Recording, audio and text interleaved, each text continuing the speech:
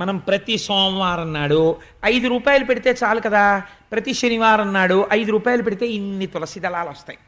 పోనీ ఈ సంవత్సరం ఏదో ఇల్లు కట్టాం, గృహప్రవేశం చేసాం, మనం అంత డబ్బు పెట్టుకోలేము, అస్తమానం యాత్రలు చేయలేము అన్నారనుకోండి, ఆల్ రైట్, నేను ఒప్పుకుంటాను మీ మాట. కానీ ఈశ్వర పూజ వద్దనకండి. ప్రతి శనివారం చక్కగా ఇన్ని తులసి దళాలు తెచ్చుకుని మీరు నేను తెల్లవారు లేచి కూర్చుని విష్ణు సహస్రం మీరు ఓం కేశవాయ నమః అంటుండండి. నేనేమో తులసి దళాలు వేస్తుంటాను స్వామికి. చక్కగా నీరాజనం ఇద్దాం, ఇంత పులిహార చేసి స్వామికి నివేదన చేసుకుందాం. ఈ ఏడాదంతా ప్రతి శనివారం తులసి దళాలతో శ్రీమన్నారాయణార్చన చేసుకుందాం అందనుకోండి. ఇప్పుడు ఏమైంది? ఇప్పటిదాకా తెడ్డేసిన ఆయన అలిసి కూర్చుంటే ఆవిడందుకుని పడవ నడిపిస్తోంది. ఇప్పుడు ఇద్దరూ మారి మారి తెడ్డు వేసి ఇద్దరూ ఆ పడవలోనే కూర్చుని ఎక్కడికెడతారు? ఆవలి ఒడ్డుకి వెళ్ళిపోతారు. ఇప్పుడు నీరు ప్రతిబంధకం అయిందా? అవలేదు. ఏ నీటిని దాటడానికి పడవెక్కాడో నీటిని దాటుతున్నాడు, ఆ నీటిలోనే తెడ్డేసుకుంటూ వెడుతూ. భార్యాభర్తల గృహస్థాశ్రమం ఈశ్వరుణ్ణి చేరడానికి అలా ఉండాలి. కాబట్టి అంబరీషుడు అలా చేశాడు. సంవత్సరం ఏకాదశి వ్రతం చేద్దామండి ఏంది ఏమండి? మీరు అంబరీషోపాఖ్యానం మామూలుగా విన్నారనుకోండి, మన గృహస్థాశ్రమంలో మీరు ఎలా తరించాలో ఏమిటి అర్థం అవుతుంది? అందులో నేర్చుకోవలసిన విషయాన్ని ప్రతిపాదిస్తున్నాడు పోతనామాచ్యుడు. కాబట్టి సంతోషంగా సంవత్సరం పాటు ఏకాదశి వ్రతాన్ని పూర్తి చేసేశారు. అయిపోయింది. ఏకాదశి తిథి అయిపోయింది, తెల్లవారింది, సూర్యోదయం అయింది, సంవత్సరం అయింది. సంవత్సరం పాటు చేసినటువంటి ఏకాదశి వ్రతం పరిపూర్ణమైనది. ఎప్పుడు యజ్ఞం ఉన్నదనుకోండి, యజ్ఞాన్ని అసంపూర్తిగా మీరు ఆపేశారనుకోండి, పూర్ణాహుతి అవ్వకుండా, ఆ యజ్ఞం పూర్తయినట్టు లెక్కకి రాదు, యజ్ఞ ధ్వంసం అయిపోతుంది.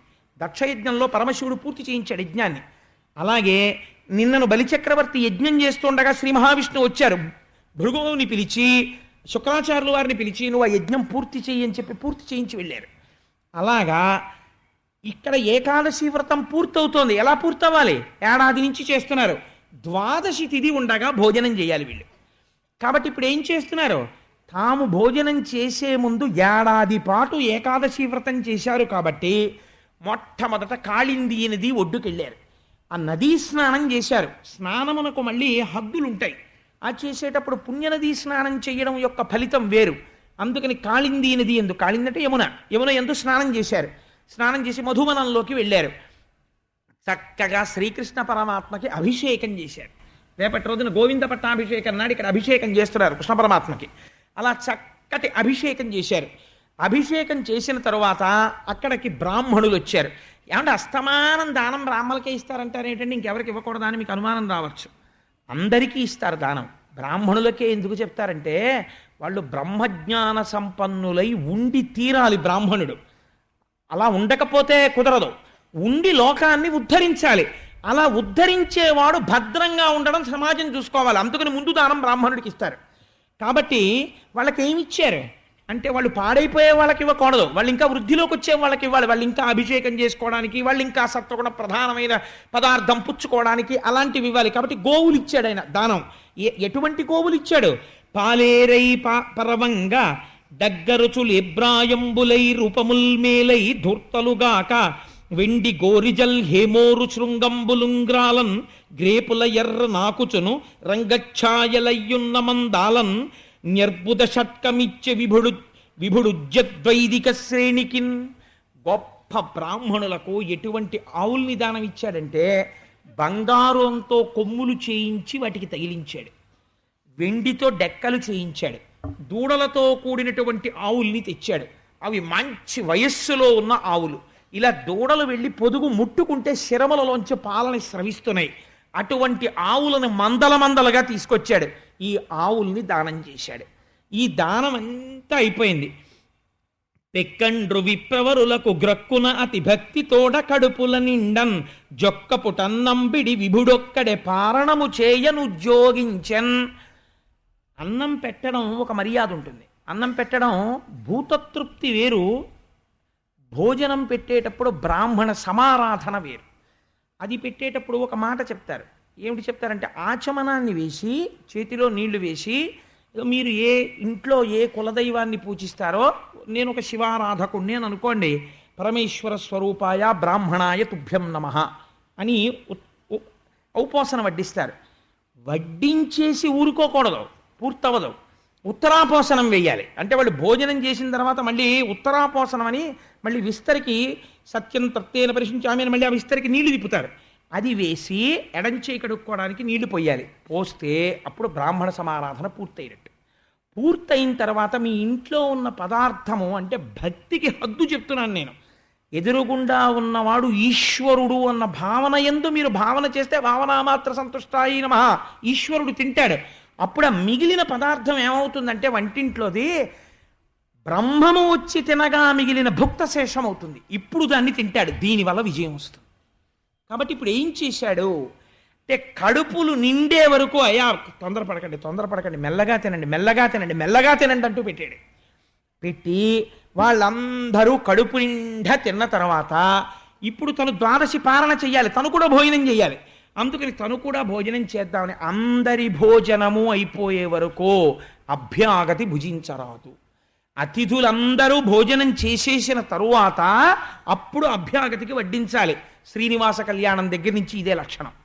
అందుకని అతిథులందరికీ ముందు భోజనం పెట్టాడు. అందరిది అయిపోయింది. అడిగాడు, అందరూ చేశారా? అందరూ చేసేసారండి. ద్వాదశి వెళ్ళిపోకుండా మీరు పాలన చేయండి అన్నారు. ఆల్ రైట్, నాకు కూడా వడ్డించండి. విస్తరేసుకున్నాడు.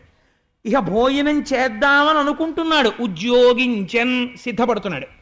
సిద్ధపడుతుండగా భాసుర నిగమ పదోపన్యాసుడు సుతపో విలాసుడు అనుపమ యోగాభ్యాసుడు రవిభాసుడు దుర్వాసుడు అతిథి అయ్యతన్ నివాసంబునకున్.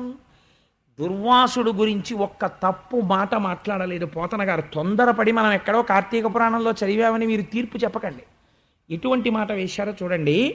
ఆయన భాసుర నిగమ పదోపన్యాసుడు. ఆయన సర్వకాలములయందు వేదములయందు వేదాంతములయందు బుద్ధిని నిక్షేపించినవాడు. గొప్ప తపస్సుని పాటించినటువంటి వాడు. సూర్యుడు ఎలా ఉంటాడో అటువంటి తేజస్సుని పొందినటువంటి వాడు. అంతటి గొప్ప తపస్సు చేశాడు. దుర్వాసో మహర్షి అంటే ధర్మాన్ని చూద్దామని ఒకసారి 10,000 సంవత్సరాలు తపస్సు చేశాడు. తపస్సు చేస్తే ధర్మము ఆయనకి సాకారంగా కనపడలేదు. దత్తాత్రేయుల వారితో కలిసి చేశాడు. ఆయన కమండలంలో నీళ్లు తీసుకున్నాడు. 10,000 ఏళ్ళు అయింది, నీకు కనపడడానికి ఏమిటి ఇబ్బంది అని పరిగెత్తుకొచ్చాడు ధర్మం. వచ్చి తనతో పాటు ఉన్న పరివారాన్ని చూపించి శపించకయా అన్నాడంటే ఆయన అన్నాడు, ఈ మాట మర్యాద నీకు ముందు ఉండాలి. తపస్సు చేస్తున్నప్పుడు వస్తే గౌరవిద్దును. నువ్వు రాలేదు కాబట్టి నీళ్ళెట్టుకున్నాక వచ్చావు కాబట్టి నేను శపిస్తున్నాను. 3 జన్మలెత్తు. ఓసారి రాజుగా పుట్టు, ఓసారి ఏదో భయంకరమైనటువంటి రాజ్య పరిపాలన చెయ్యడానికి అర్హత లేని స్థితిలో పుట్టు, ఒకసారి నువ్వు రాజపరిపాలన చెయ్యడానికి వీలు లేనిటువంటి వాడివై కేవలం సలహా చెప్పడానికి పనికొచ్చేటట్టు జన్మలెత్తు అంటే అప్పుడే ధర్మరాజుగా విదురుడిగా అవన్నీ జన్మలెత్తాడు ధర్మదేవత. కాబట్టి దుర్వాసో మహర్షికి గతంలో ఇటువంటి పనులు చేసిన వాడైనా పోతన గారు అలా అనలేదు. ఎందుకు అనలేరు చెప్పండి? ఈ మాటలు ఎందుకు వేయకూడదు పోతన గారు? వ్యాసుడు ఎందుకు వేయకూడదు అంటే ఒక మర్యాద ఉంది ప్రపంచంలో. ఏమిటో తెలుసా అండి? అతిథి అంటే ఈశ్వరుడు మీ ఇంటికి అతిథి రూపములోనే వస్తాడు. వచ్చేటప్పుడు మీరు ఆయన దోషమును విచారణ చేశారనుకోండి, అయ్యా మా ఇంటికి వచ్చి భోజనానికి వచ్చినవాడు మహానుభావుడు వచ్చాడండి, కానండి ఆయనకి చిన్న అవలక్షణం ఉందండి అన్నారనుకోండి, పోయిందంతే. ఇదే ఈశ్వరుడు పరీక్ష పెడతాడు ఆతిథ్యానికి పిలిచినప్పుడు. మీరాయన యందు దోషమును విచారణ చేశారనుకోండి, పోయిందంతే. ఎందుచేత దోష విచారణ చేయరాదు. అతిథిగా వచ్చినవాడు ఈశ్వరుడు వచ్చాడు, నువ్వు గుణమొక్కటే చూడాలప్పుడు.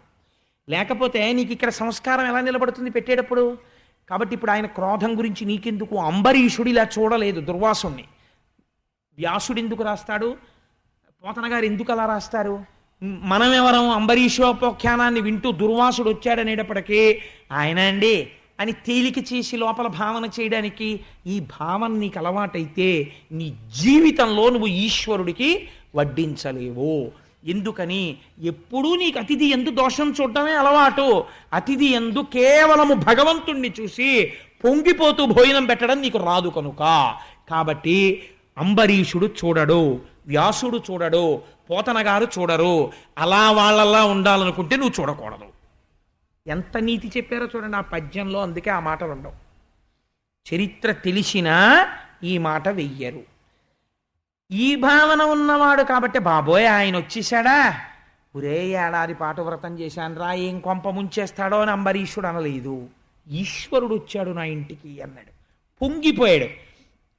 పొంగిపోయి, అయ్యా ఏమదృష్టం, ఉరక రారు మహాత్ములు, నువ్వు శివాంశ సంభూతుడివి, నువ్వు నా ఇంటికి అతిథిగా వచ్చావు, ఏమి భాగ్యం ఏమి భాగ్యం, ఇంతమందికి పారణ సమయంలో భోజనం పెట్టాను, ఇవాళ ద్వాదశి పారణ, అందుకని మీరు కూడా మహాత్ములు కనుక ముందు వచ్చి మీరు భోజనం చెయ్యాలి, మీరు చేశాక నేను చేస్తాను. మర్యాద చూడండి. అంబరీషోపాఖ్యానం వింటే నేను ఎవ్వరినీ తప్పు పట్టట్లేదు, మీరు బాగా జ్ఞాపకం పెట్టుకోండి.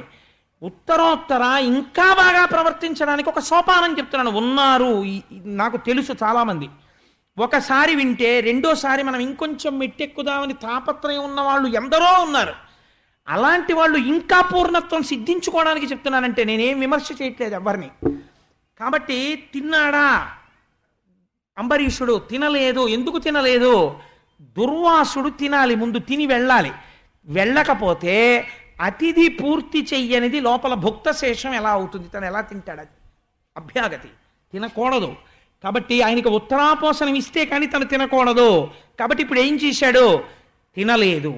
అయ్యా ఇది ద్వాదశి పారణ జరగాలి, కాబట్టి ఇప్పుడు ఏమిటి?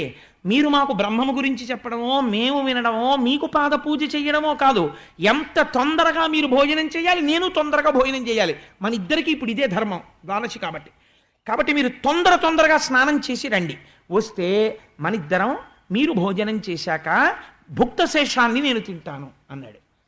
అంటే పాపం అలాగే వస్తానన్నాడు. దుర్వాసో మహర్షి ఒక్క మాట మాట్లాడలేదండి. మీరు చాలా జాగ్రత్తగా గమనించాలి అంబరీషోపాఖ్యానాన్ని. ఆయనకి తెలియదా ఈ ధర్మం? తెలుసు. ఏడాది పాటు నుంచి చేస్తున్నాడు వ్రతం, కాబట్టి తొందరగా స్నానం చేసి వద్దామని వెళ్ళాడు. ఎక్కడ మాయ కమ్మింది అంటే అసలు అంబరీషోపాఖ్యానంలో ఆయన యమునా నదీ జలాలలో స్నానానికి దిగాడు. దిగి ధ్యానం చేస్తున్నాడు, నీటిలో నిలబడి ఒక్కసారి ఆ ఈశ్వరుణ్ణి స్మరించాడు. దుర్వాసో మహర్షి మహాభక్తుడు, ఈశ్వర ధ్యానమునందు సమయమును మరిచిపోయాడు. అంటే ఆయన భక్తుడా? అంబరీషుణ్ణి ఇబ్బంది పెడదామనుకున్నవాడా? పోతన గారు అలా రాయలేదు, వ్యాసుడు అలా రాయలేదు. నువ్వెవరు మహర్షులని విమర్శించడానికి? అంటే ధ్యానమునందు ఎంత మక్కువ ఉన్నవాడో ఆలోచించు. ధ్యానం పేరెత్తేటప్పటికీ, ఆ ఈశ్వరుణ్ణి స్మరించేటప్పటికీ అన్నీ మరిచిపోయి ఆ ఈశ్వరుణ్ణి ధ్యానం చేస్తూ ఆ జలములలో ఉండిపోయాడు. ఇప్పుడు ఏమంటే అంత తెలివి తక్కువడా? అంబరీషుడు నలుగురితో కబురు చేసి ద్వాదశి తిథిలిపోతుందట, ఆయన్ని తొందరగా రమ్మనండి అని చెప్పి కబురు చేయలేడా? అలా ప్రవర్తించకూడదు. ఈశ్వరుడు యందు రమించే బుద్ధి ఉన్నవాడే అతిథి, వాడిని తొందర పెట్టరాదు. పాటించాడు అంబరీషుడు. అందుకే వచ్చేమనండి దుర్వాసుణ్ణి అని కబురు చేయలేదు. ఆయన ధ్యానమగ్నుడయ్యున్నాడు. ఇప్పుడు ఎలా? ఇప్పుడు ఆయనకి దోషం లేదు, ఆయన ధ్యానమునందు ఉండిపోయాడు మహర్షి. కానీ నాకు ఇబ్బంది వచ్చింది. ఎందుకని? నేను పాలన చెయ్యాలి, భోజనం చెయ్యాలి, అయితే ద్వాదశి వెళ్ళిపోతుంది, వ్రతం భంగం అయిపోతుంది. వ్రతభంగం అయిపోతేనే ప్రాయశ్చిత్తం చేసుకోవాలి. కాబట్టి ఎలా? అయితే ఇవన్నీ ముందు ఆలోచించిన వాడు ఒక ఆయన ఉన్నాడు. ఎవరో తెలుసా అండి? ఈశ్వరుడు. ఇప్పుడు అంబరీషుడిది కాదు ఈ పూచి. తన భక్తుడికి రాబోయే ఉపద్రవాన్ని లెక్క కట్టుకోవలసిన వాడు పరమాత్మ. నువ్వు భక్తితో ఉంటే నీకు రాబోయే అపాయం గురించి కింద మీద పడవలసిన వాడు భగవంతుడు, నువ్వు కాదు. వాడే పరిగెత్తుకొచ్చి నిన్ను తప్పిస్తాడు అపాయంలోంచి. ఎందుకని? బిడ్డడు నూతివేపు పరిగెడుతుంటే అమ్మ పరిగెత్తుకొచ్చి బిడ్డని పట్టుకున్నట్టు భక్తుడికి అపాయం వచ్చేసే ముందు భగవంతుడు వచ్చి రక్షించుకుంటాడు. భక్తికి ఆ శక్తి ఉంది. ఈశ్వరుణ్ణి కదపగలదు. కదపగలదా కదపలేదా అంబరీషోపాఖ్యానం లక్ష్యం. ఎన్ని ఏర్పాట్లు జరిగిపోతున్నాయో చూడండి. ఇది తెలుసు శ్రీ మహావిష్ణువుకి ఈ ప్రమాదం వచ్చేస్తోందని. తన ఎందింత భక్తుడు ఎంత భయపడ్డాడో తెలుసా అండి స్వామి? ఏమో ఆ సమయం వచ్చేసరికి నేను ఏమరపాటు చెందితే. భగవంతుడికి ఏమరపాటు ఉంటుందండి? యామరపాటు లేనివాడు తన భక్తుడి పట్ల యామరపాటు కలిగితే ఎంత ప్రమాదం వస్తుందని భయపడ్డాడు. భయపడి తన రక్షణ సామర్థ్యమంతా ఏ సుదర్శనమునందున్నదో ఆ సుదర్శనానికి చెప్పి అక్కడ పెట్టాడు. మనం చూడండి, ఒక్కొక్కసారి వెంకటాచలంలో సుప్రభాతం టికెట్ ఉంటుంది. సుప్రభాతం టికెట్ ఉంటే ఏ రెండింటికో లేవాలి, అలవాట్లేదు, లేవలేము. గుర్తెట్టుకున్నావా అలారం పెట్టావా అని 10 మాటలు అనుకుని అలారం పెట్టుకు పడుకుంటాడు. పడుకుంటాడు కానీ కొంప తీసి ఇది మోగకపోతే ఏ బ్యాటరీయో అయిపోయి నా కర్మకాలు ఇది ఆగిపోతే రోజులో 6ంటికి తెలివి వస్తే సుప్రభాతం టికెట్ పోయినట్టే. కాబట్టి ఏం చెయ్యాలి? అందుకని ఆ పక్కన ఆ బయట ఉన్న వాచ్మెన్కి చెప్తాడు, బాబు నన్ను 2 గంటలకు లేపాయని. లేకపోతే పక్క రూమ్ వాళ్ళ దగ్గరికి వెళ్ళి చెప్తాడు, ఏమంటే మీరు దేనికి ఎడతారు మేస్టారు, మేము సుప్రభాతానికండి అంటారు. వాళ్ళు 10 మంది ఉన్నారు రూమ్లో. అయ్యా నాకు ఈశ్వరుల్లో దొరికారండి, నేను అలారం పెట్టుకున్నాను, అయినా గబుక్కుని లేవగలనో లేవలేనో అని భయం, మీరు లేచినప్పుడు ఒక్కసారి నేను లేచే వరకు నా తలుపు కొట్టండి అంటాడు. ఇన్ని జాగ్రత్తలు ఎందుకండి? తన యామరపాటు వస్తుందేమో అని బెంగ. నారాయణుడికి బెంగొచ్చింది, నా భక్తుడికి రాబోయే కష్టంలో నేను యామరపాటు చెందను కదా, ప్రమాదం వచ్చేస్తుంది అంటే భక్తుల్ని రక్షించుకోవడానికి ఆయనంత ఆతృతతో ఉంటాడో చూడండి. భూత భవిష్యత్ వర్తమాన కాలములు తెలుసున్నవాడు, ఎవరి వలన వస్తోందో కూడా తెలుసా ప్రమాదం. సుదర్శనాన్ని వాళ్ళ ఇంట్లో పెట్టాడు, నువ్వు ఇక్కడుండి కొన్నాళ్ళు జాగ్రత్తగా చూస్తూ ఉండన్నాడు. అంటే ఏదో చూడకపోతే ఆ ఇంట్లో సుదర్శనం పెట్టడం ఎందుకండి? చక్రం ఏం చేస్తుంది? ప్రమాదాన్ని కల్పిస్తే భక్తులకు వాళ్ళ తలలు తీసేస్తుంది. సుదర్శనాన్ని పెట్టాడు అంటే ఆయనకి తెలుసా తెలియదా ఏదో జరుగుతుందని త్రికాలవేది పరమాత్మకి తెలుసు, కాలస్వరూపుడు. ఈ రహస్యం బ్రహ్మగారు చెప్పారు. కాబట్టి ఇప్పుడు అక్కడ సుదర్శనం ఉంది. అంబరీషుడు ధ్యానంలో ఉన్నాడు, దుర్వాసుడు ధ్యానంలో ఉన్నాడు, అంబరీషుడు పాలనకి కాలం అయిపోతోందని బెంగలో ఉన్నాడు. ఇది చిత్రం. ఇప్పుడు ప్రమాదం రాక్షసుల నుంచి రావట్లేదు, ధూర్తుల నుంచి రావట్లేదు, ధ్యానమగ్నుడైపోయిన ఒక గొప్ప ఋషి వైపు నుంచి వచ్చేస్తోంది. ఏం చెయ్యాలి? ఎంత ధర్మమో చూడండి. తొందరపడి భోజనానికి రమ్మని ఏమైతే అదైంది, పిలవండి ఒక్కసారని కబురు చేయలేదు. బ్రహ్మమునందు రమిస్తున్న వ్యక్తిని భోజనమునందు తొందర పెట్టలేదు. పెట్టక ఏం చేశాడు? విద్వాంసుల్ని పిలిచాడు, సభలో ఉన్న మహాపండితుల్ని పిలిచాడు. అతిథిబోయి రామి నదిపై ద్వాదశి పరణంబు మానపాడి కాదు, కుడువకుంట కాదు కుడుచుటయును కాదు సలిలభక్షణంబు సమ్మతంబు. విద్వాంసులు ఎంత గొప్పగా చెప్పారో చూడండి. ఆయన చూస్తే మహర్షి ధ్యానంలో ఉన్నాడు, పిలవకూడదు. నువ్వు చూస్తే గృహస్థు, వ్రతం చేసున్నావు, భంగం జరగకూడదు. పోనీ పారణ చేసేయడమే కదా అని నువ్వు ముందు తింటే వచ్చిన అతిథికి మహావమానము చేసినట్టే. కాబట్టి ఎందుకు ఇంకా ఆతిథ్యం? కాబట్టి తినకూడదు. తినకుండా ఉండాలంటే తిథి దాటిపోతుంది. కాబట్టి ఏం చెయ్యాలి అంటే కుడుచుటయును కాదు కుడుచుట కూడా కాదు. తిన్నాడా అంటే తినలేదు, తినకుండా ఉన్నాడా అంటే తినకుండానే ఉండలేదు. నీకు మధ్య మార్గం ఒకటి చెప్తాం, సలిలం పుచ్చుకోమన్నారు. అంటే కాసి నీళ్లు తాగు అన్నారు. అంటే ఆయన అన్నాడు, చాలా బాగుంది ఇది, ఆయనని మాత్రం నేను ఇబ్బంది పెట్టను, నేను కొద్దిగా నీళ్లు పుచ్చుకుంటానంతే. ఆయన తినగా మిగిలిన శేషమే నేను తింటాను. నీటికి ఎప్పుడూ పవిత్రత ఉంటుంది, అందుకని నీళ్ళొక్కటే పుచ్చుకుంటానని నీళ్ళొక్కటే పుచ్చుకున్నాడు ఆయన.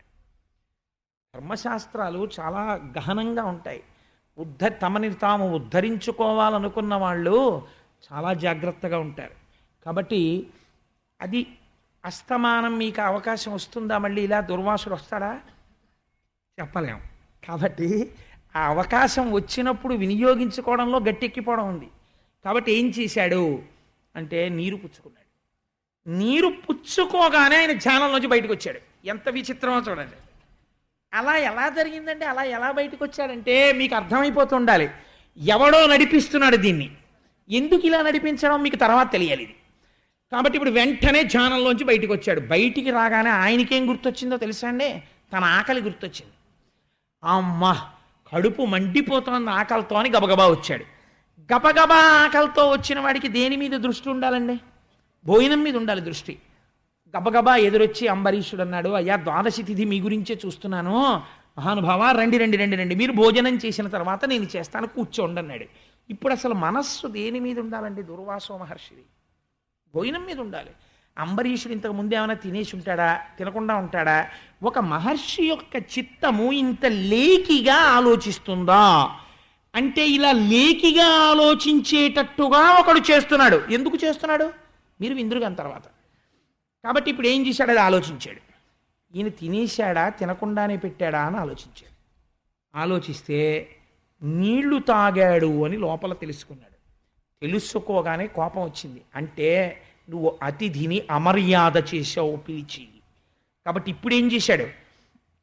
పెటపెట పండ్లు గీచుచును భీకరుడై కనుగ్రేవ నిప్పుకల్ పొటపొటరాల గండములు పొంగ మునీంద్రుడు హుంకరించుచున్ జట మొదలంటగా పెరికి చక్కన దానన కృత్యనాయుధో ఆయుధోత్కటవలమానహస్తయుతగానరించ నయించ రాజుపై. ఒక పక్క లోపల ఆకలి, ఒక పక్కన అతిథిగా పిలిచి అవమానించాడనేటటువంటి దుఃఖ, రెండూ కలిసిపోయాయి. అంత చవకబారు వాళ్ళే కనపడ్డాను రా నీకు నేను. ఇంత మహర్షిని పిలిచి ముందు నువ్వు తాగి నాకు అన్నం పెడతావా నీ ఇంట్లో అంటే, నీ భుక్త శేషం నేను తింటున్నాను, నా భుక్త శేషం నువ్వు తింటలేదు అంటే నాకు ఇది అవమానం. నీ స్థాయి అంతే అని చెప్తున్నావు, కాబట్టి నిన్ను ఉపేక్షించను. నువ్వు విష్ణుభక్తుడివా, చూడు నిన్నేం చేస్తాను. ఇప్పుడు నేను గొప్పో నువ్వు గొప్పో తెలియాలన్నాడు. మహర్షికి ఇంత క్రోధం వచ్చేయడం ఏమిటండి ఇంత చిన్న విషయానికి?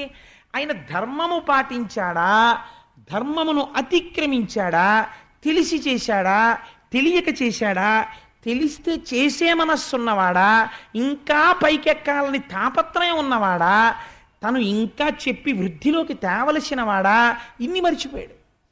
ఇన్ని మరిచిపోయి కేవలం నీళ్లు తాగాడని కోపం పెట్టేసుకున్నాడు. కోపం పెట్టేసుకొని చేతిలోకి నీళ్లు తీసుకొని ఒక జటను ఒక దాన్ని సమూలంగా పెరికాడు. ఆ జటాజూటంలోంచి దాన్ని నేలకేసి కొట్టాడు. అందులోంచి ఒక భయంకరమైన కృత్యని సృష్టించాడు. కృత్య అంటే ఆయన ఏం చెప్తే దాంతో ఆకలి తీర్చుకుంటుంది.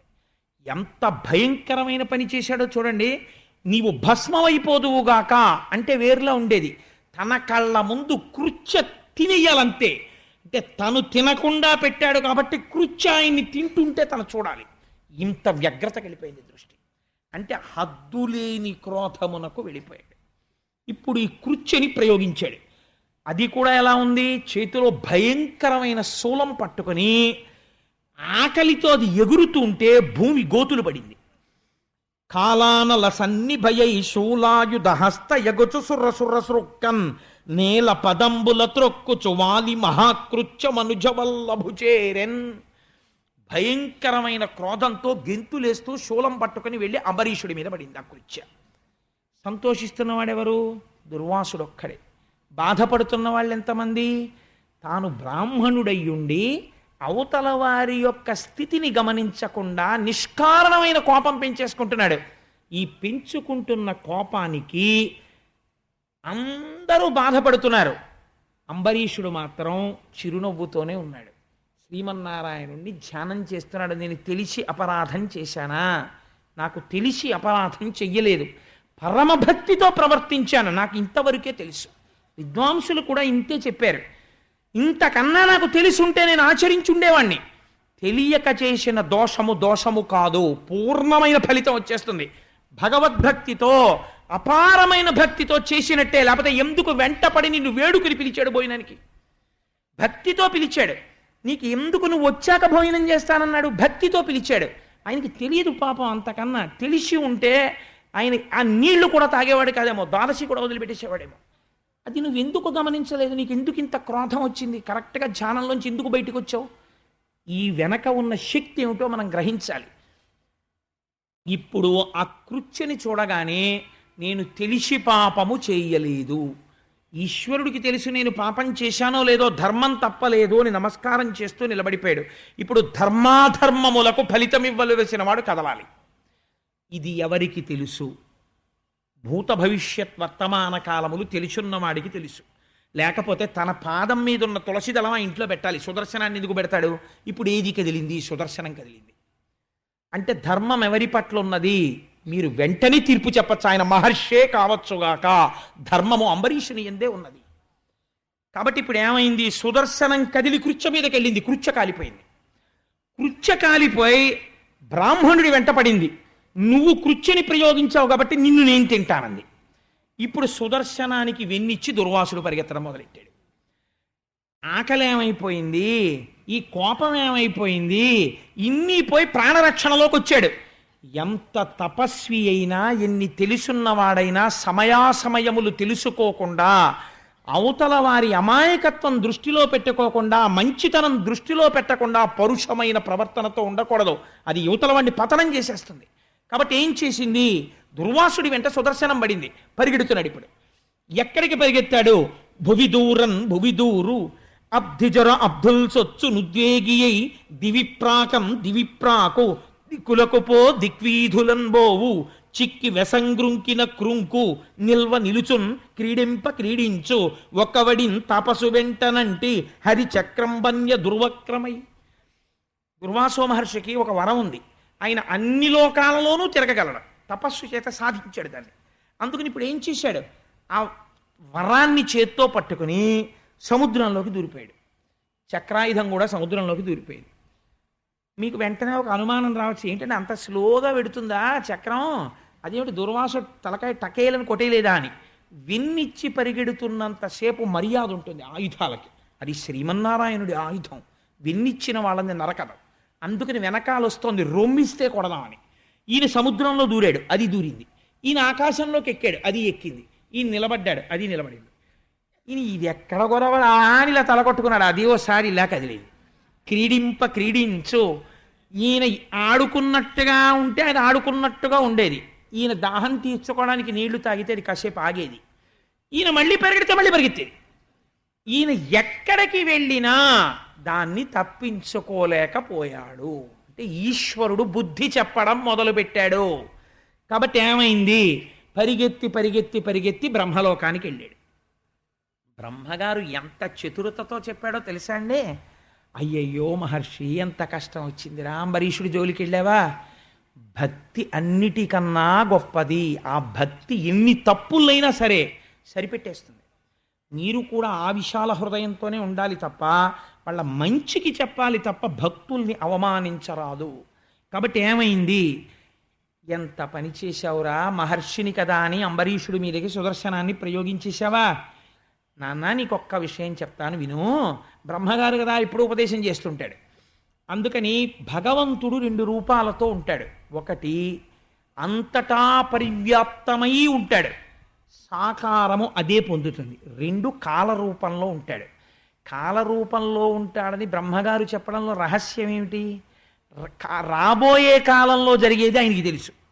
అలా తెలుసున్నవాడెవడో వాడు వైకుంఠంలో కూర్చున్నాడు సాకారంగా. ఇప్పుడు కాళ్ళు అట్టుకోవాలంటే కాళ్ళు దొరికేది అక్కడే దొరుకుతాయి. అంతటా నిండిన వాడికి కాళ్ళు ఎక్కడున్నాయో ఎవరికి తెలియదు. బ్రహ్మజ్ఞాని పట్టుకోవాలి. అంతటా నిండిన వాడిని ఉపాసన. అందుకని నువ్వు ఇప్పుడు కిందకి దిగిపోయావు కాబట్టి అక్కడికి పరిగెత్తి ఆయన కాళ్ళు అట్టుకో. ఎందుకో తెలుసా? ఏ మహానుభావుడి కనుకొలుకులు ఎర్రబడితే నా బ్రహ్మస్థానం ఊడిపోతుందో, ఈ సత్యలోకం ఆగిపోతుందో, వాడి జోలికి నేను వెళ్ళలేను, ఆ చక్రాన్ని నేను ఆపలేనన్నాడు. ఎందుకంటే అలా అనడం అంటే ఇదో వెర్రి. అక్కడ తప్పు చేసి ఇక్కడికి వెడితే తగ్గుతుంది అనుకోవడం. బ్రహ్మ, విష్ణువు, శివుడు ఒక బ్రహ్మము 3గా ఉంటుంది. ఆయన బుద్ధి చెప్పాలనుకుంటే అది వీళ్ళిద్దరికీ కూడా తెలిసిపోతుంది వెంటనే. ఈయన వరం ఇస్తే ఆయనకి తెలిసిపోతుంది, అరే నువ్వు వరం ఇచ్చావని తెలియదు, నువ్వు అలాంటి వరాలు ఇచ్చావని. నేను మామూలుగా శ్రీమన్నారాయణుడికి తెలిపానని ఎప్పుడైనా అంటాడండి శ్రీ మహావిష్ణువు? నరసింహాకృతిలో పెడతాడు. బ్రహ్మగారు వరం ఇస్తే విష్ణువుకి ఎలా తెలుస్తుంది? తెలుస్తుంది అంతే. విష్ణువు చంపేస్తే బ్రహ్మగారు వచ్చి స్తోత్రం చేస్తాడు. అదేమిటి, నువ్వే కదా వరాలు ఇచ్చావు, మళ్ళీ వచ్చావా, ఎన్ని మాటలు ఇచ్చావు ఇలాగా అని ఆయన అండో. ఈయన ఎలా వరం ఇచ్చాడో అలా నిలబెడతాడు ఆయన. అంటే ఈయనే ఆయన, ఆయనే ఆయన, ముగ్గురు అలా ఉంటారు. కాబట్టి ఈయన దగ్గరికి వచ్చినప్పుడు ఆయన జోలికి నేను వెళ్ళలేనంటుంటాడు. కాబట్టి ఇప్పుడు ఏం చేశాడు? ఇదో అవివేకం, చాలా ఉన్నాయి అనుకుంటూ ఉండడం. అందుకని ఏం చేశాడు? అక్కడి నుంచి కైలాసానికి పరిగెత్తాడు. పరిగెడితే ఆయన అన్నాడు, ఆయన అంశ చిత్రం తెలుసా అండి? కానీ ఆయన అన్నాడు, ఓయ్ దుర్వాస ఏంటి ఇలా పరిగెత్తుకొచ్చావు అంటే, ఏం చేయనయ్యా బాబు, సుదర్శన చక్రం తరువుకు వచ్చేస్తోంది, కాస్త చక్రం ఆపవయ్యా మహాదేవా, నీకన్నా గొప్పవాడేవాడన్నాడు. మహాదేవ శబ్దం ప్రయోగం చేశాడు. ఆయన అన్నాడు, నాకు దక్షుడికి భృగువుకి ఇంద్రుడికి చతుర్ముఖ బ్రహ్మకి మా అందరికీ కూడా అర్థం కానిది ఏమైనా ఉంటే విష్ణుమాయ ఒకటే. అది నాకే అర్థం కాలేదు ఇప్పటివరకు. ముట్టిది మీరు నిజంగా అనుకునేరు. అలా మాట్లాడతారు వాళ్ళు ఒకళ్ళ గురించి ఒకళ్ళు. అందుకని ఆయన సుదర్శనాన్ని నేనేమాపనరా, ఆయన మాయే నాకు అర్థం కాలేదు. ఎలాగో ఇంత దూరం వచ్చేసావు కదా, ఈ పక్కనే కదా వైకుంఠం, నా కాళ్ళ మీద పడ్డ మీదకు పోయి ఆయన కాళ్ళ మీద పడితే గొడవ వదిలిపోతుంది కదా, చక్రం ఆయన్ని నేను అడ్డు పెట్టడం ఏమిట్రా అంటే వాళ్ళిద్దరు ఎప్పుడూ కొట్టుకోరు. మీరు బాగా ఆలోచించండి. నిజంగా పరమాత్మకి పరమశివుడికి పార్టీలు కట్టడం అలవాటు అనుకోండి.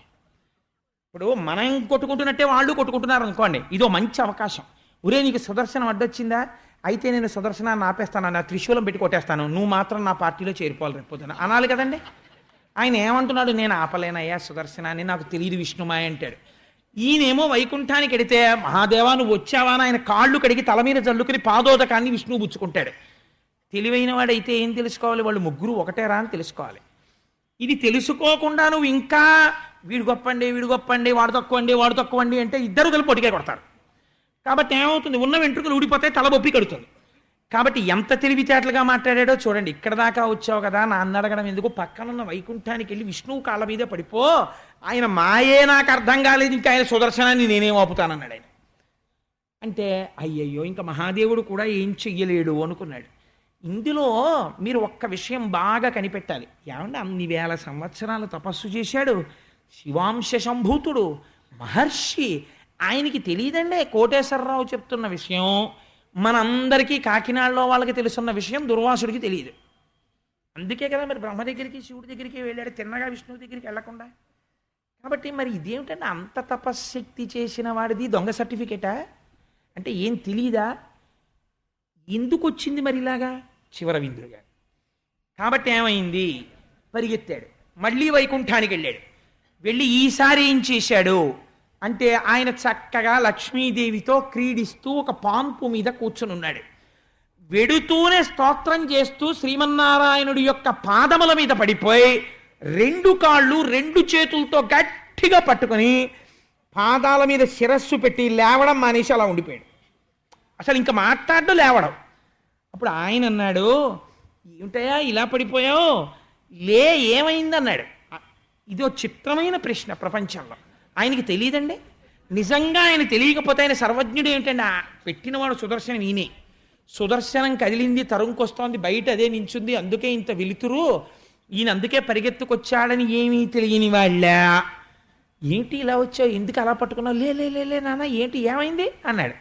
అంటే మళ్ళీ పాపం ఈయన ఏం చేస్తుండాలి, వెళ్ళిన చోట అల్లా, సార్ నాకు తప్పు అయిపోయింది సార్, ఇలా చేశాను సార్, మీరు ఏమైనా హెల్ప్ చేయండి సార్. బాగా మనసు మార్చడానికి ట్యాక్ట్ఫుల్ ఆఫీసర్ ఏం చేస్తారంటే మీ ఆఫీసర్ గారి దగ్గరికి వెళ్ళి ఒక అప్లికేషన్ ఇచ్చి సార్ తప్పు అయిపోయిందని దాని మీద నువ్వు ఆయన కామెంట్ రాయించుకురా అంటాడు. అక్కడికి వెళ్ళి చెప్పుకుని కామెంట్ రాయించి నువ్వు పట్టుకుని రా అప్లికేషన్ అంటాడు. టపాల్లో ఇచ్చేస్తే వీడికి అహంకారం పోదు, అందుకని వీడి అప్లికేషన్ పట్టుకుని మళ్ళీ వస్తాడు.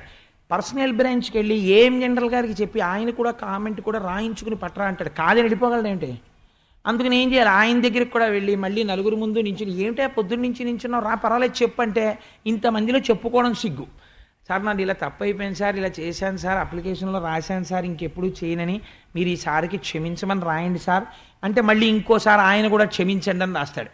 ఇప్పుడు ఇది పట్టుకుని అక్కడ కూర్చున్న తర్వాత వచ్చేవాడు వెళ్ళేవాడు ఏంట్రా 2 రోజుల నుంచి తిరుగుతున్నావు ఆఫీస్ చుట్టూ అంటాడు. అంటే ఆఫీసర్ గారి కోసం అంటే ఈ స్లిప్ పంపిస్తే ఉండమని పిలుస్తారంటాడు. 11 అవుతుంది, 12 అవుతుంది, 1 గంట అవుతుంది, ఒక్కొక్కడు వస్తుంటాడు, అడుగుతుంటాడు ఏంట్రా ఇలా వచ్చావు అంటుంటాడు. వెళ్ళిపోదామంటే గబుక్కుని పిలిస్తే అందుకని అక్కడే కూర్చోవాలి.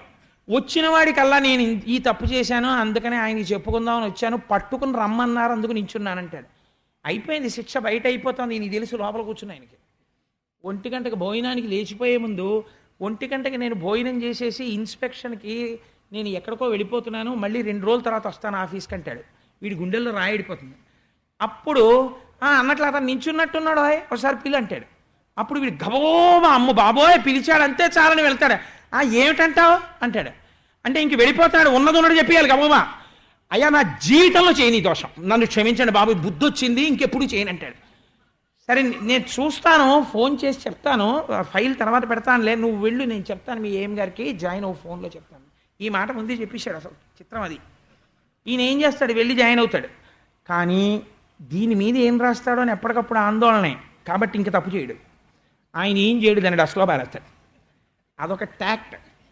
అది అలా బుద్ధి చెప్పడం, బాగా గడి పెట్టడం ఇంకో రకంగా చెప్పాలంటే. అందుకని ఏమిటో అంటే మళ్ళీ చెప్పుకోవాలన్నమాట చేతులు కట్టుకొని. కాబట్టి ఇప్పుడు ఏం చేయాలి, మళ్ళీ మొదలు. అయ్యా నేను అంబరీషుడి ఇంటికి వెళ్ళానండి.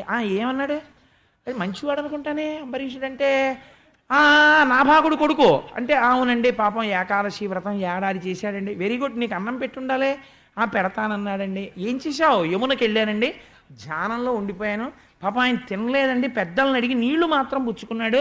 నేను కృత్యని సృష్టించానండి, సుదర్శనం వచ్చి కాల్చేసి వెంట తరిగింది, బయట ఉందండి, అందుకు వచ్చాను." అంటే ఇప్పుడు ఆయన ఏమనాలి? అలాగా అయితే పోనీ సుదర్శనం తీసేస్తానన్నా అనాలి, లేకపోతే ఇలా పరిగెడుతుండానన్నా అనాలి.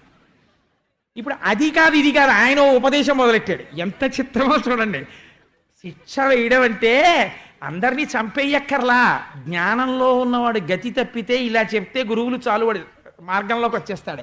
అంబరీష ఉపాఖ్యానం అంత గమ్మత్తుగా ఉంటుంది. కాబట్టి ఆయన అన్నాడు, చలమున బుద్ధిమంతులకు సాధులు నా హృదయంబులీల దొంగిలి కొనిపోవు చుందుర కిల్బిష భక్తి లతాచయంబులన్ నిలువగబట్టి కట్టుదురునే నిరుపుతో మదకుంభికైవడిన్ వలలకు చిక్కి భక్తజనవత్సలతం చనుచుందు తాపసా. ఈ పద్యాలు విని తీరాలి అంబరీషోపాఖ్యానంలో. ఈయన అడగనివన్నీ ఈయన చెప్తున్నాడు. నాకు బలహీనత ఉందయ్యా, ఏనుగుని తీగలన్నీ పీకి తాడు చేసి పెద్ద ఏనుగుని కట్టేసినట్టు నన్ను ఇలా నిలువున నిలబెట్టేసి తాళ్లతో కట్టి లక్ష్మీదేవి ఉందని కూడా చూడకుండా నన్ను ఎత్తుకుపోగలిగిన వాళ్ళు కొంతమంది ఉన్నారు. వాళ్ళు నా మహాభక్తులు, వాళ్ళు నన్నే తలుచుకుంటూ ఉంటారు. అందుకని వాళ్ళు నన్ను తాళ్లతో కట్టేసిన వాళ్ళు అంటే ఇప్పుడు నా చేతులు కట్టేశాడయ్యా, నేనేం చేయలేనని చెప్పడం. అందుకని ఏనుగుని కట్టినట్టు కట్టేస్తారు, వాళ్ళు నన్ను ఎత్తుకుపోయి వాళ్ళ గుండెల్లో పెట్టేసుకుంటారు. అలా పట్టుకెళ్ళిపోయిన వాళ్ళల్లో అంబరీషుడు ఒకడు.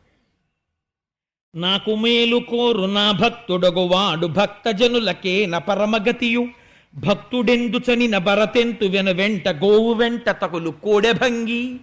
ఇప్పుడు చెప్తున్నాడు, పరమభక్తుడై అన్నిటి మధ్యలో ఉన్న నా పాదములే పట్టుకున్నవాడున్నాడే, ఎప్పుడు నేనే కావాలి నేనే కావాలి నేనే కావాలని తాపత్రయపడేవాడి వెంట రక్షించుకోవడానికి నేను ఎలా ఉంటానో తెలుసా? కోడెదూడ తెలియక ఏ ఏట్లో మూతి పెడుతుందో అని వెనక ఆవు పరిగెత్తినట్టు నేను పరిగెడుతుంటాను రక్షించుకుంటూ. అంటే నీ వెనక పరిగెత్తుకొస్తున్నది నా రక్షణ రూపమైన సుదర్శనం, అంబరీషుణ్ణి రక్షిస్తోంది. కాబట్టి నేను కోడెదూడ వెనక ఆవులా పరిగెడతాను.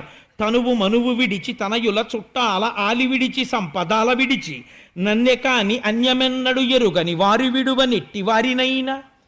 వాడు బ్రాహ్మణుడా, వాడు తపస్సు చేశాడా, వాడు రాజా, వాడు కేవలం వ్రతం చేశాడా, వీడు తపస్సు ఎక్కువ చేశాడా, ఇవన్నీ నేను చూడను. వాడు ఎన్ని చేసిన వాడైనా నాకు అనవసరం, వీడికి భక్తి ఎక్కువ, వీడు పరమభక్తితో ఉన్నవాడు కాబట్టి నేను వాడికి వశుడనైపోయి ఉన్నవాడను. నాకు తారతమ్యాలు తెలియవు. నేను వాడేం చేశాడు వీడేం చేశాడు ఇవన్నీ నేను చూడను. నేను భక్తికి లొంగిపోయే స్వభావం ఉన్నవాణ్ణి.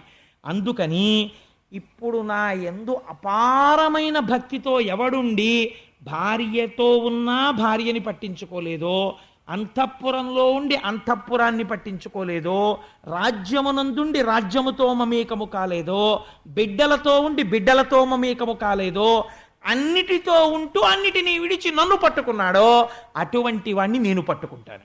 కాబట్టి నాకు అదో లక్షణమయ్యా అన్నాడు. అంటే ఏమిటి అర్థం? నేను అంబరీషుణ్ణి పట్టుకుని ఉన్నాననేనా దాని అర్థం అని అన్నాడు. ప్రకటంగా చెప్పడం అది విచిత్రం. చెప్పి సాధుల హృదయము నాయది, సాధుల హృదయంబు నేను జగములనెల్లం సాధుల నేనయరంగుదు, సాధులెరుంగుదురు నాదు చరిత్రము విప్రా. ఈ పద్యం అండర్లైన్ చేసి పెట్టుకోవాలి జీవితంలో. ఈ జగత్తులో ప్రపంచంలో ఎక్కడైనా సరే అడిగితే ఇవ్వనన్నవాడు, అవతల వాళ్ళ యొక్క దోషమును మన్నించగలిగిన వాడు, ఈ రెండు లక్షణములు ఉన్నవాడు సాధు పురుషుడు. తపస్సు చేత లేకపోతే చదువుకున్న పుస్తకాల చేత కాదు, అటువంటి విశాల హృదయం ఉన్నవాడెవడో వాడు సాధు పురుషుడు. అటువంటి సాధు పురుషుడు ఎక్కడున్నా వాడు నాకు తెలుసు. నేను ఎప్పుడూ వాడి గుండెల్లో ఉంటాను. అందుకని వాడి గుండెలే నా ఇల్లు. వాడు ఎక్కడ ఉన్నా నేను వాడితోనే ఉంటాను, వాడి ఇంట్లో ఉంటాను, వాడి గుండెల్లో ఉంటాను, వాడు నేనుగా ఉంటాను. అందుకని నాకు వాడు వాడికి నేను ఎప్పుడూ దూరంగా లేం. దారుణీసురులకు తపము విద్యయు రెండు ముదము చేయుచుండు ముదముతోడ దుర్వినీతులైన దుర్జనులకు వారికి వియుకీడు చేయకుండా ఎలా ఉండు. ఎటువంటి ప్రశ్న వేశాడో చూడండి. ఈ ప్రశ్న చాలు. ఏమయ్యా, నువ్వు బ్రాహ్మణుడవు, తపస్సు చేశావు, కొన్ని వేల ఏళ్ళు తపస్సు చేశావు. ఎంత తపస్సు చేస్తే ఎవడికి కావాలి? నువ్వు ఎన్ని గొప్ప పనులు చేస్తే ఎవడికి కావాలి? అవతల వారిలో ఉన్నటువంటి అమాయకత్వాన్ని క్షమించగలిగిన విశాల హృదయము నీకున్నదా? అవతల వాడి కష్టమేమిటో తెలుసుకోగలిగిన లక్షణము నీ ఎందున్నదా? లేదు. నీకెప్పుడూ పక్కన ఒక లక్షణం ఉండిపోయింది. ఏమిటా లక్షణం? కోపం. చిన్న అమర్యాద జరిగితే అవతల వారి వలన ఇది ఎందుకు జరిగిందో అని ఆలోచించవు. ద్వాదశి వెళ్ళిపోతోందని నీళ్లు తాగాడని ఆలోచించలేదు. కోపపడిపోయి కృత్యుని సృష్టించావు. కాబట్టి నువ్వు దుర్నీతిని పాటిస్తున్న వాడివి. అట్లాంటి వాడికి ఎంత తపస్సు ఉన్నా, ఎంత జ్ఞానమున్నా అవి నిరంతరము అస్తస్తమానము భ్రష్టములవుతూ ఉంటాయి. కష్టములను పొందుతాడు, జ్ఞాపకం పెట్టుకో. కాబట్టి ఈ విశాల హృదయము నీకు రాలేదు. కాబట్టి కీడు చేయకుండా ఎలా ఉండు? నీకు కీడు చెయ్యకుండా ఎలా ఉంటాయి అంటే, ఇప్పుడు ఈ కీడు ఎక్కడి నుంచో వచ్చింది, ఇంతకుముందు నుంచే. కాబట్టి ఆ స్థానాన్ని నువ్వు ఒకసారి వెతికి పరిశీలన చేసుకో. అంటే దిద్దవలసింది అంబరీషుణ్ణి కాదు, నిన్ను నువ్వు దిద్దుకోవాలి ముందు. కాబట్టి ఏం చేస్తావో తెలుసా? అదిపో బ్రాహ్మణ నీకును సదయుడు నాభాగసుతుడు జన వినుత గుణాస్పదుడిచ్చు అభయమాతనిమది సంతతపరచి వేడు మాశరణంబున్. మహాసాధు అయినటువంటి వాడు కాబట్టి పొరపాటు చెప్పగానే ఒప్పుకుని ఆశీర్వచనం చేసేస్తాడు తప్ప పట్టుపట్టే లక్షణం ఉండదు. సాధు పురుషుని పట్ల చేశావు, నేనెలా క్షమిస్తాను? సాధువు అంబరీషుడు పట్టుపట్టడం. కాబట్టి ఈ శరణాగతి ఏదో అంబరీషుడి దగ్గరికి వెళ్ళి ఆయన కాళ్ళు పట్టుకున్నాడు. ఎటువంటి శిక్ష వేశాడో చూడండి. ఇప్పుడు పరుగున వెళ్ళి సింహాసనం మీద కూర్చుని అయ్యో దుర్వాసో మహర్షి భోజనం చేయలేదని తాను అప్పటికీ భోజనం చేయకుండా కూర్చున్నాడు అంబరీషుడు. ఇది ఆయన ధర్మం అంటే. అప్పటికీ భోజనం చేయకుండా విచారవదనంతో కూర్చున్న అంబరీషుడి పాదాల మీద పడిపోయి గట్టిగా పాదాలు పట్టుకుని, మహానుభావ నువ్వే నన్ను రక్షించాలి ఈ సుదర్శన చక్ర ధారల నుండి అన్నాడు. అంటే అయ్యయ్యో అదేమిటంటే సిగ్గుపడ్డాట అంబరీషుడు. ఎందుకో తెలుసా అండి? ఇంతటి మహాత్ముడు నా వలన క్రోధమును పొంది ఇన్ని కష్టాలు పడి నా కాళ్ళు పట్టుకున్నాడు, ఆయన నా కాళ్ళు పట్టుకోవడమా అని సిగ్గుపడ్డాట. ఎంత గొప్ప మనస్సో చూడండి అంబరీషుడు. ఇది భక్తి. ఎక్కడొచ్చింది మనస్సు? తపస్సు చేత కాదు, గృహస్థాశ్రమంలో ఉండి తాను ఇంకా భక్తితో ఉండాలని సాధన చేస్తున్న హృదయంలోంచి వచ్చింది భక్తి. కాబట్టి ఏమైంది అంటే ఆయన వెంటనే లేచి సుదర్శన చక్రాన్ని ప్రార్థన చేశాడు. సుదర్శన చక్రానికి చేసినటువంటి ప్రార్థన వింటే మనని తరువుకొస్తున్నటువంటి దురితముల నుంచి మనం కాపాడబడతాం. నీవ పావకుడవు, నీవ సూర్యుండవు, నీవ చంద్రుండవు, నీవ జలము, నీవ నేలయు నింగి, నీవ సమీరంబు, నీవ భూతేంద్రియ నికరములును, నీవ బ్రహ్మంబును, నీవ సత్యంబును, నీవ యజ్ఞంబును, నీవ ఫలము, నీవ లోకేశులు, నీవ సర్వాత్మయు, నీవ కాలంబును, నీవ జగము, నీవ బహుయజ్ఞ భోజివి, నీవ నిత్య మూల తేజంబు, నీకు నే మృక్కువాడ, నీరజక్షుండు చాల మన్నించునట్టి శస్త్ర ముఖ్యమకావవే చాలు శస్త్ర ముఖ్యమకావవే చాలుముని. శ్రీ మహావిష్ణువుకి సుదర్శనానికి భేదము లేనటువంటి స్తోత్రం చేశారు. నీవే మూలం, నువ్వే సృష్టి, నువ్వే స్థితి, నువ్వే లయ, నువ్వే యజ్ఞం, నువ్వే రక్షణ, నువ్వే అగ్ని, నువ్వే జలము, నువ్వే పృథివీ, నువ్వే ఆకాశము. అటువంటి సుదర్శనమా, శరణాగతి చేసినటువంటి ఈ మునిని కాపాడు. హరిచే నీవు విసృష్టమై చెగమున్నాలించి నీ ధారలం ధరణిన్వ్రాలుట నిక్కమంచుమునిపే దైత్యేంద్ర మధ్యంబులో శిరముల్ పాదములన్ భుజోరు యుగముల్ చేతుల్ నిజాంగంబులందరులన్ ప్రాణ సమీరముల్ వెడలని యుద్ధంబులం చక్రమా. స్వామి నువ్వు సామాన్యమైన వాడివా? నీకు కోపం వచ్చిందా? యుద్ధంలో అరివీర భయంకరులైనటువంటి రాక్షసుల యొక్క చేతులు, కాళ్ళు, గుండెలు ముక్కలుగా తెగనరికినటువంటి వాడివి. రాత్రి వేళ రాక్షసులు భార్యతో పడుకుని ఉండగా నిద్రలో నీవు కలలోకి వస్తే తెల్లవారేటప్పటికి రాక్షసుని భార్య మెడలో మంగళసూత్రముని తీసేస్తారు. అంటే వాడు మరణిస్తాడు. అటువంటి తేజో విరాజితవు స్వామి. నీ పరాక్రమాన్ని ఎవరు అడ్డగలరు? నిన్ను ఎవరు ఆపగలరు? కమలలోచనుండు కలుల శిక్షింపక బాలుసేయ నీవు పాలుబడితి వైనవింక చాలు ఆపన్నుడయ్యున్న తపసి కావు నీవు ధర్మవృత్తి.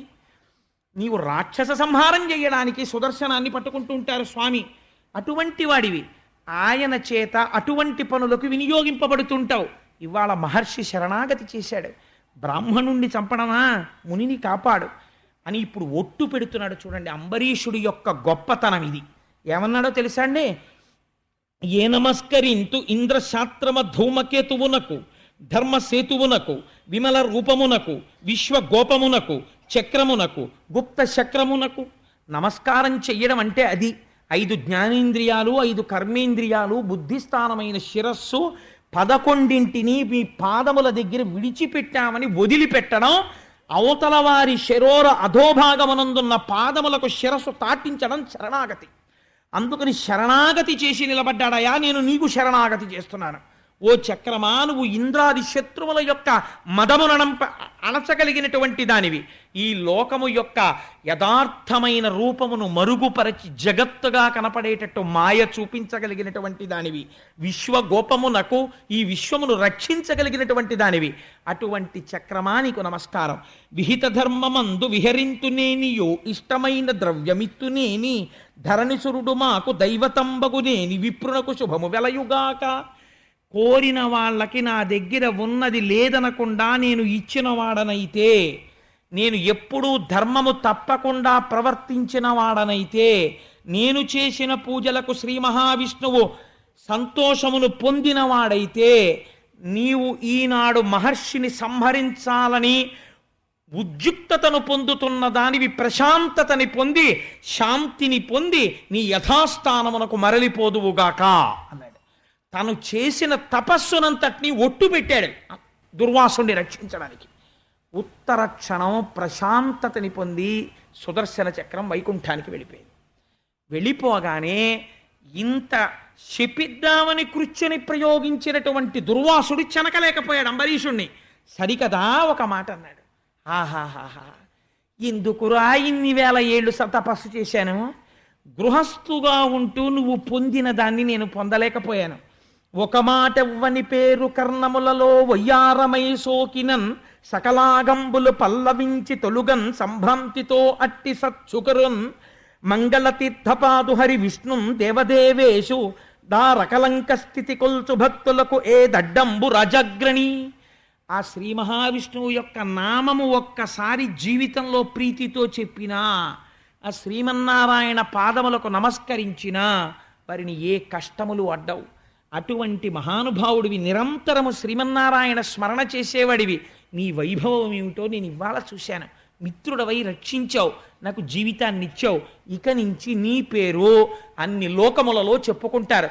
నీ పేరు చెప్పుకున్న వాళ్ళకి శ్రీమన్నారాయణుని యొక్క పాదముల యందు భక్తి కలుగుతుంది అని అంబరీషుణ్ణి స్తోత్రం చేస్తూ దుర్వాస మహర్షి వెళ్ళకపోయారు.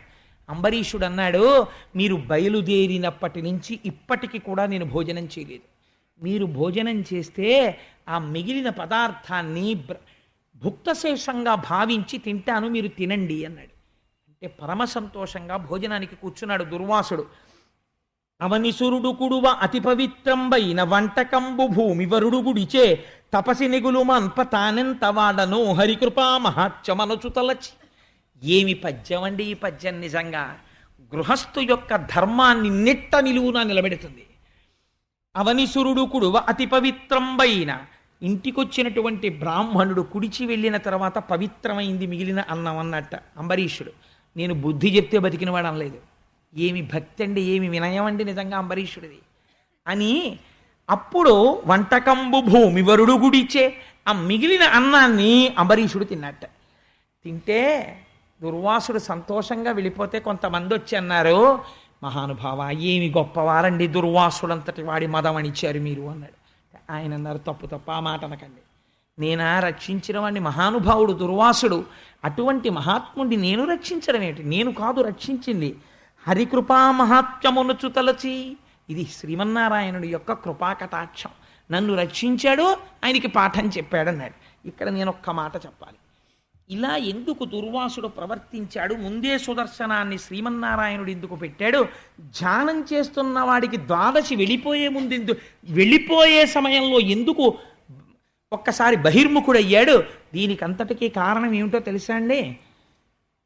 ఆయనకి జన్మతః ఒక లక్షణము వచ్చేసింది దుర్వాసో మహర్షికి. అది ఎందుచేత అంటే ఈ ప్రపంచంలో అందుకే తల్లి స్త్రీ కడుపుతో ఉంటే ఒక మాట చెప్తారు, భాగవతం వినమ్మా, కృష్ణలీలలు విను అని చెప్తారు. దశమస్కంధం వినమంటారు. రేపటి నుంచి ప్రారంభం, ఏకాదశి కాబట్టి దశమస్కంధం పరమ పవిత్రమైన ఆఖ్యానం ఇంకక్కడి నుంచి. అందుకని ఆ దశమస్కంధం వింటే పరమ జ్ఞాని తేజోవంతుడు కడుపులో ఊపిరి పోసుకుంటాడు. కానీ దురదృష్టవశాత్తు పరమశివాంశతో దుర్వాసో మహర్షి అనసూయాదేవి గర్భంలోంచి జన్మించే ముందు ఒక హైహయుడనబడేటటువంటి ఒక రాజు వ్యగ్రతని కల్పించాడు. ఆ అమ్మ కడుపులోంచి బయటికి రావడంలో రాజు కల్పిస్తున్నటువంటి ప్రతిబంధకాన్ని చీల్చుకుని రావడం కోసం అపారమైన కోపంతో పుట్టాడు దుర్వాసో మహర్షి. పుడుతూనే కోపంతో పుట్టాడు. ఆ కోపముల యొక్క ధాటికి హైహేయుడు భస్మమైపోయాడు. కానీ అది ఉండిపోయింది జన్మలక్షణంగా. ఈ లక్షణాన్ని గెలవలేకపోయాడు. దానికి కారణం ఏమైంది, ఎంత దూరం వెళ్ళిందో తెలుసా అండి? అందుకే భాగవతంలో ఈ కథకి పరిపూర్తి రావాలంటే బ్రహ్మవైవర్త పురాణాన్ని దేవీ భాగవతాన్ని కలుపుకోవాలి. బ్రహ్మవైవర్త పురాణంలో ఒక రహస్యం చెప్తారు. మహానుభావుడు దుర్వాసో మహర్షికి ఎవ్వరూ పిల్లనిచ్చేవారు కాదు, కోపిష్టివాడని. ఒకానొకప్పుడు ఆయనకి వివాహం చేసుకోవాలని కోరిక పుట్టింది. దేనికి? గృహస్థాశ్రమంలో ఉండడానికి. కాబట్టి ఔర్వ మహర్షి యొక్క కుమార్తె ఉంది, కందళి అనబడేటటువంటి పిల్ల. ఆమెని పెళ్లి చేసుకుంటానన్నాడు. అంటే ఆయన అన్నాడు, ఈ పిల్ల అవివేకి, ఈ పిల్లకి అంత మంచి బుద్ధి కలిగినది కాదు, కొంచెం కోపంతో ప్రవర్తిస్తుంది, చెప్పిన పని చేయదు. చెప్పిన పని చేయకపోతే నువ్వు ఎటువంటి వాడివో నాకు తెలుసు, లేనిపోని ఇబ్బంది మీ ఇద్దరు పెళ్లి చేసుకుంటే, అందుకని వద్దన్నాడు. నేను ముందే చెప్తున్నాను కదా, నా కూతురు బాహ్యమునందు సుందరి కావచ్చు, ఆంతరమునందు అవివేకి, వద్దన్నాడు. ఆయన అన్నాడు, ఏం పర్వాలేదు సర్దుకునేవాడిని నేనన్నాడు. ఇవ్వకపోతే లేనిపోని ప్రమాదం, కాబట్టి చెప్పి కన్యాదానం చేస్తున్నాను. అప్పగింతల్లో తండ్రి తల్లి ఓ మాట చెప్తారు, మాకున్న దాంతో అపురూపంగా మా పిల్లని పెంచుకున్నాం, మీ చేతుల్ని పాలతో తమలపాకులతో కడిగి మీ చేతిలో పెడుతున్నాం, ఇక నుంచి తల్లి అయినా తండ్రి అయినా ఏదైనా మీరే, మా పిల్ల తప్పు చేసి తీరుతుంది, మా పిల్ల అంత గుణం కలిగినదని మేము చెప్పట్లేదు, మా పిల్ల దోషాలు గుండెల్లో పెట్టుకొని మీరు కాపాడుకోండమ్మా అని చెప్పి కళ్ళ నీళ్లు పెట్టుకొని తన పిల్లని ఎంత జాగ్రత్తగా పెంచినా దోషం ఉంటుందని భయపడుతూ కన్యాదానం చేస్తాడు. జనక చక్రవర్తి అంతటి వాడు ఏడ్చాడు. ఆడపిల్ల పుట్టిన తరువాత ఏదో ఒక క్షణంలో ఎంత గొప్పవాడైనా ఇలా తలవంచవలసి వస్తుందమ్మా, నిన్ను కన్నాను కదా అన్నాడు. అందుకని ఇన్ని చెప్తే పాలు చేతులకు రాయించుకుని పుచ్చుకున్న వాళ్ళు ఆడపిల్లని కోడలిగా తెచ్చుకుని పుట్టింటికి నేరం చెప్పారనుకోండి, వాళ్ళు కృతజ్ఞులు. ఇంకెందుకు వాళ్ళు సభామర్యాద అలా పుచ్చుకోవడం? కోడల్ని కూతురుగా దిద్దుకుని కడుపులో పెట్టుకోవాలి. అప్పగింతలు అందుకు పెట్టారు వివాహంలో. ఏ చేతకాని వాళ్ళు అయి పెట్టలేదు మన వాళ్ళు, ఏది చేసినా చాలా తెలివితేటలుగా పెడతారు. తన కోడల్ని తెచ్చుకున్నప్పుడు అంతే. ఒకసారి తన ఇంటి గడప దాటి లోపలికి వచ్చాక ఆ పిల్ల యందు దోషం ఏదైనా కనపడినా అత్తగారు మామగారు దిద్దుకోవాలి, కడుపులో పెట్టుకు చూసుకోవాలి కూతురని. కూతురికి కోడలికి కూడా ఓ 100 రూపాయలని పంచవలసి వస్తే 51 రూపాయలు కోడలికి ఇచ్చి 49 రూపాయలు కూతురికి ఇవ్వాలి. అంతే పెళ్ళయ్యాక ధర్మం అంతే.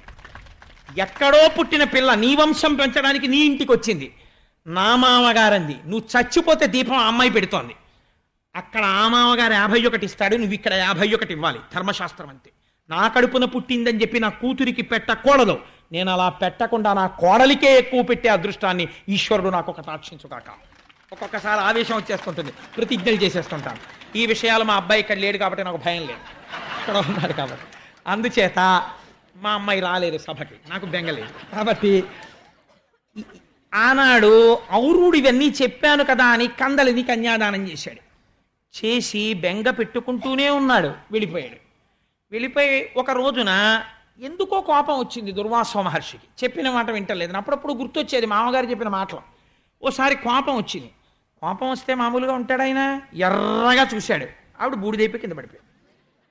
పడిపోగానే అన్నాడు, అయ్యయ్యో మీ నాన్న చెప్పాడు, నిన్ను నేను భార్యగా పుచ్చుకున్నాను, కానీ కోపంతో చూశాను, బూడిదైపోయావు, నీకు ఒక గొప్ప వరం ఇస్తున్నాను, నీవు ఎప్పటికీ అంతరించవు, కందళి నీ పేరు కాబట్టి భూమి యందు కదలిగా పుడతావు, అంటే అరటి చెట్టుగా పుడతావు. ఒకసారి అరటి చెట్టు పుడితే ఒక గెల వేసి చచ్చిపోగానే పిలక పుట్టేస్తుంది మళ్ళీ. అలా నీ పరంపరాగతంగా పెరుగుతావు. ఏ దేవాలయానికి వెళ్ళిన వాడైనా మొక్కజొన్న పొత్తులు అవి పట్టుకెళ్ళాడు, 2 అరటిపళ్ళు ఎట్టుకుని ఎడతాడు ముందు. అందుకని నీ జాతి ఎప్పుడూ ఈశ్వరుణ్ణి సేవిస్తుంది, నీకు వరం ఇచ్చాను అన్నాడు. కోప్పడుతూ ఉంటాడు, వరం ఇస్తుంటాడు, ఇది ఆయనకున్న లక్షణం. అందుకే చాలామందికి ఇచ్చేశాడు ఇలాంటి శాపాలు. ఇంద్రుడికి ఇచ్చేశాడు ఒకసారి, కానీ బుద్ధి చెప్తుంటాడు. మహాభారతానికి అసలు ఆది ఆయనే కదండి, కర్ణుడు పుట్టడానికి శాపం. కాబట్టి ఏమైపోయింది అంటే, వరం ఇచ్చినా అలాగే ఉంటుంది. నీకు కావలసిన పిల్లలు పుడతారని చెప్పి కన్యగా ఉన్న కుంతికి వరం ఇచ్చాడు. సూర్యభగవాను ఉపాసన చేసింది, కర్ణుడు పుట్టుకొచ్చాడు. అక్కడి నుంచి అసలు భారతం మొదలైంది. కర్ణుడు లేకపోతే దుర్యోధనుడికి ధైర్యమే లేదు. సరే, అది వేరే విషయం, ఇప్పుడు భారతం మనకెందుకు. అందుకని ఏమైంది అంటే, ఆ కందలిని కాల్చాడు. ఆవిడ కాల్చడం అంటే ఉగ్రంగా చూస్తే భస్మమైంది. ఒకనాడు ఔరుడికి కోరిక పుట్టింది, నా కూతురు ఎలా ఉందో చూసొద్దామనిపించి అల్లుడి గారింటికి వచ్చాడు. ఈయన గబగబా కమండలం పట్టుకొస్తున్నాడు, నీళ్లు ఉచ్చుకుంటారా అంటున్నాడు, బాగున్నారా మామయ్య గారు అంటున్నాడు. అమ్మాయి ఏదయ్యా అంటే చెప్తానండి అంటున్నాడు. ఆయనకు అనుమానం వచ్చింది, వీడికి ఏదో కోపం వచ్చేసిందేమో అల్లుడికని ఒక్కసారి దివ్య దృష్టితో చూశాడు. భస్మం అయిపోయింది, వరాలు ఇచ్చాడని గ్రహించాడు. నేను కన్యాదానం చేసినప్పుడు చెప్పాను నా పిల్ల అవివేకని, నేను సర్దుకుంటానని కన్యాదానం పుచ్చుకున్నావు, కోపం వచ్చి భస్మం చేశావు, కాబట్టి నీకు నేను శాపం ఇస్తున్నాను. ఒక రాజు చేతిలో, ఒక రాజర్షి చేతిలో ఎంత ఘోరావమానం పొందుతావంటే, నీ తప్పు లోకములలో చెప్పుకుంటూ పరిగెడుతూ అందరికీ చెప్పుకుని ఘోరావమానమును పొందెదవుగాక అని శపించాడు. ఆ శాపం ఇప్పుడు అనుభవంలోకి రావాలి. కాలము తెలుసున్నవాడు కాబట్టి, అంబరీషుడి జోలికి వస్తున్నాడు కాబట్టి దుర్వాసో మహర్షి శ్రీమన్నారాయణుడి చక్రాన్ని అంబరీషుడి ఇంట్లో పెట్టాడు. అందుకని అవమానము పొందాడు. అందుకే అప్పటి వరకే ధ్యానం చేసి ధ్యానము నుంచి బయటికి వస్తాడు. ఇప్పుడు దీంతో మీరు సమన్వయం చేసుకోండి అంబరీషోపాఖ్యానాన్ని. కాబట్టి క్రోధం ఒక్కటి ఉంటే ఎంతటి దాన్ని ఎలా పాడు చేసింది. కాబట్టి ఆ క్రోధం ఒక్కదాన్ని పక్కన పెడితే తపస్సులో ఎంత కిందనున్నవాడైనా అంబరీషుడు ఏ స్థితిని పొందాడు. గృహస్థాశ్రమంలో ఉండి అంబరీషుడు సాధించిన విజయానికి మనమందరం పొంగిపోయి అంబరీషుడి పాదాలకి 1000 నమస్కారాలు చెయ్యాలి. ఆ మహానుభావుడు తదనంతరమునందు తపస్సు చేసి ఈశ్వరుని యొక్క పునరావృత్తి రహిత శాశ్వత నారాయణ సాయుధ్యమును పొంది తరించినాడు అని పరమ పవిత్రమైన అంబరీషోపాఖ్యానాన్ని పూర్తి చేసి చక్కగా మనం అందరం ఒక్కసారి భగవన్నామం చెప్పుకుని బయలుదేరదాం ప్రతిరోజులాగే.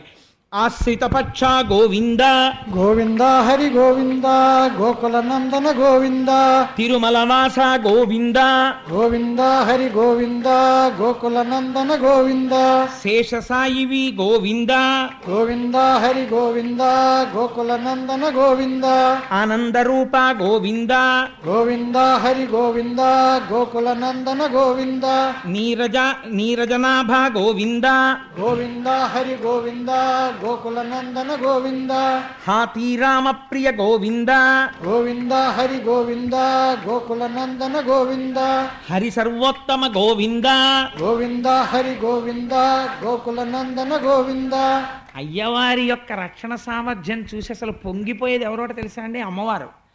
ఈ కథ చెప్పుకుంటుంటే విని, చూసారా మీ గొప్పతనం, పిల్లలు ఎలా వింటున్నారో, 9:15 అయిపోయినాను, ఓ చేతకాని వాడు చెప్తుంటే అని ఇలా మీ వంక చూసి అయ్య వంక చూసి, మీ వంక చూసి అయ్య వంక చూసి అమ్మవారు ముందు పొంగిపోతుంది ఇవాళ. ఆ తర్వాత చాలేదో పొగిడావు, ఇది నాకు అలవాటైన విషయమే కదా అని ఇద్దరు ఏకాంత సేవకి ఎడతారు, పొంగిపోయి మన గురించి చెప్పుకుంటావు. కష్ట నివారణ గోవింద గోవింద హరి గోవింద గోకుల నందన గోవింద శిష్ట పరిపాలక గోవింద గోవింద హరి గోవింద గోకుల నందన గోవింద పాప విమోచన గోవింద గోవింద హరి గోవింద గోకుల నందన గోవింద మధుసూదన హరి గోవింద గోవింద హరి గోవింద గోకుల నందన గోవింద వామన భృగురామ గోవింద గోవింద హరి గోవింద గోకుల నందన గోవింద వేణుగాన ప్రియ గోవింద గోవింద హరి గోవింద గోకుల నందన గోవింద వెంకటరమణ గోవింద గోవింద హరి గోవింద గోకుల నందన గోవింద అనాథరక్షక గోవింద గోవింద హరి గోవింద గోకుల నందన గోవింద. సర్వం శ్రీ ఉమామహేశ్వర పరబ్రహ్మార్పణమస్తు. రేపు శ్రీకృష్ణ జననం, ఏకాదశి తిథి. స్వస్తి.